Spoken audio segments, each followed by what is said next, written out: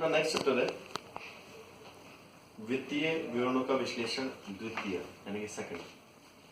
वित्तीय विवरणों का मतलब होता है कि जिसमें आप ट्रेडिंग पीएल बैलेंस शीट अर्थात अंतिम खातों को सम्मिलित करते हैं, उससे वित्तीय विवरण कहते हैं। वित्तीय विवरणों में जो सेकंड पार्ट है वो आता है अनुपात विश्लेषण। दो या दो से अधिक लेखांकन आंकड़ों के मध्य संबंध स्थापित करते हुए किसी महत्वपूर्ण सूचना को प्रकट करना अनुपात है। दो या दो से अधिक लेखांकन आंकड़ों के मध्य का संबंध अनुपात है। इन अनुपातों के आधार पर हम व्यवसाय का विश्लेषण करते हैं कि व्यवसाय की स्थिति मजबूत है, कमजोर है या किस प्रकार की है। तो इस व्यवसाय की जो आर्थिक स्थिति है या जो वित्तीय स्थिति है उसकी गणना करना और उसका विश्लेषण करके एक सूचना प्राप्त करने की जो कोशिश है उसे अनुपातों का विश्लेषण कहा जाता है। अनुपात विश्लेषण के उद्देश्य है, पहला प्रवृत्ति स्पष्ट करना। अनुपातों में आप अल्पकालीन दायित्व अनुपात निकालते हैं, सेल से संबंधित अनुपात निकालते हैं, लोन से संबंधित अनुपात निकालते हैं। तो एक तो इसमें जो भी विक्रय अनुपात है उनके आधार पे आप सेल्स का विश्लेषण कर सकते हैं कि हमारी जो सेल्स है वो लगातार बढ़ रही है या घट रही है, परिवर्तन स्पष्ट हो जाते हैं।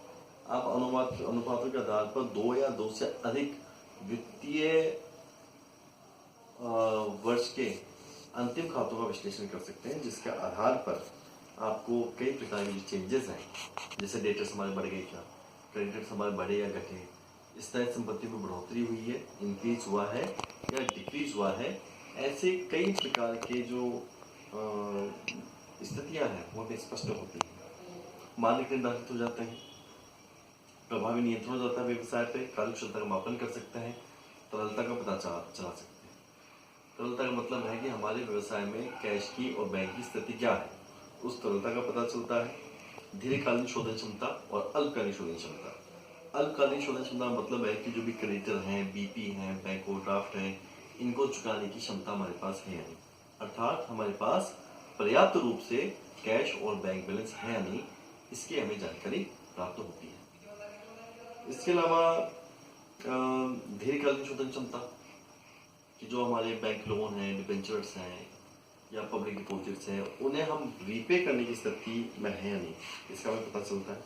अंतरफल तुलना हो सकती है, विनियोग निर्णय लिए जा सकते हैं अनुपातों के आधार पर कि हमें भविष्य में प्रोडक्ट में ही इन्वेस्ट कर रहा है, इसका पता चलता है। अनुपातों में जो अगला बिंदु है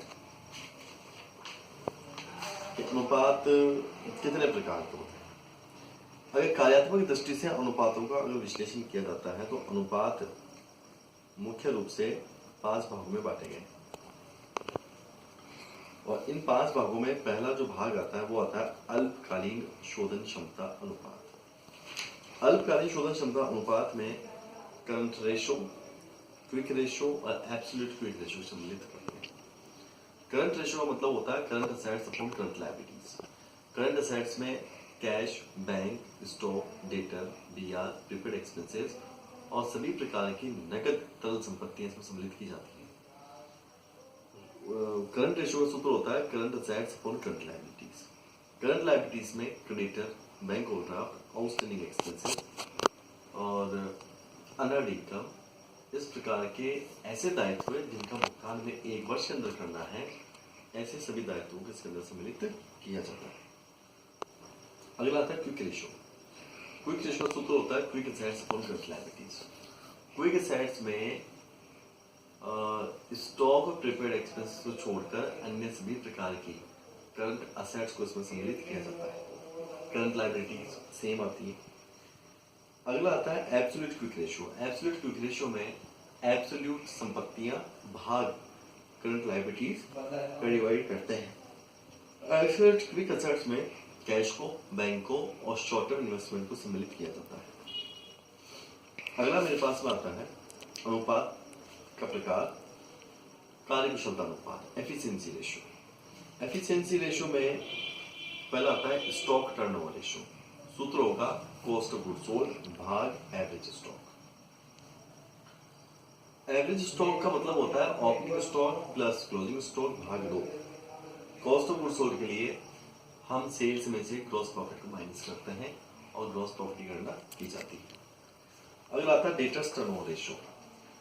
डेटर्स टर्नओवर रेशियो का सूत्र होता है net credit sales divided by average debtors. Debtors में बीआर को भी सम्मिलित किया जाता है। तीसरा आता है इसमें क्रेडिटर्स टर्नओवर रेशियो। सूत्र बनेगा क्रेडिट परचेज भाग एवरेज क्रेडिटर्स। एवरेज क्रेडिटर्स में बिल्स पेबल को भी सम्मिलित किया जाता है। टोटल असेट्स टर्नओवर रेशियो, आप इसमें नेट सेल्स या कॉस्ट ऑफ गुड्स सोल्ड में टोटल असेट्स का भाग लगाते हैं। टोटल असेट्स में हमेशा स्थायी संपत्तियों में से मूल्य को घटा कर लिया जाएगा और कुल संपत्तियों में काल्पनिक संपत्तियों को छोड़ा जाता है, जैसे preliminary expenses, discount on shares, discount on debentures और अंडरराइटिंग कमीशन, ये सब इसमें सम्मिलित नहीं होते हैं। एक आता है fix assets turnover ratio. Net sales या कॉस्ट ऑफ गुड्स सोल्ड में भाग लगाते हैं फिक्स असेट्स का। फिक्स असेट्स में हम लेते हैं land, building, plant, machinery, furniture etcetera, मूल्यांकन घटाते हुए विनियोग भी इसमें सम्मिलित होंगे।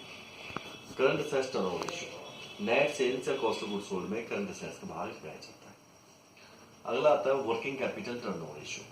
नेट सेल्स में वर्किंग कैपिटल का भाग लगाते हैं। वर्किंग कैपिटल का अर्थ लेंगे current assets minus current liabilities.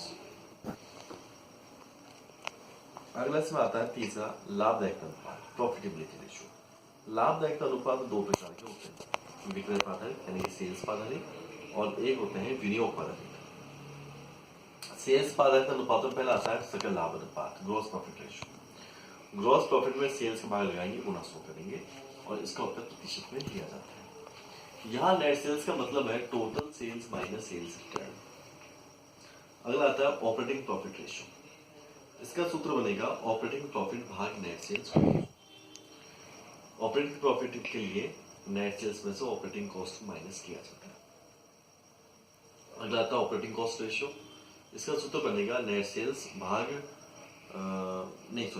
इसका फॉर्मूला बनेगा ऑपरेटिंग कॉस्ट भाग नेट सेल्स गुना 100। ऑपरेटिंग कॉस्ट का मतलब होता है कि opening stock plus purchase minus closing stock. इस कॉस्ट ऑफ गुड्स सोल्ड में सभी प्रकार के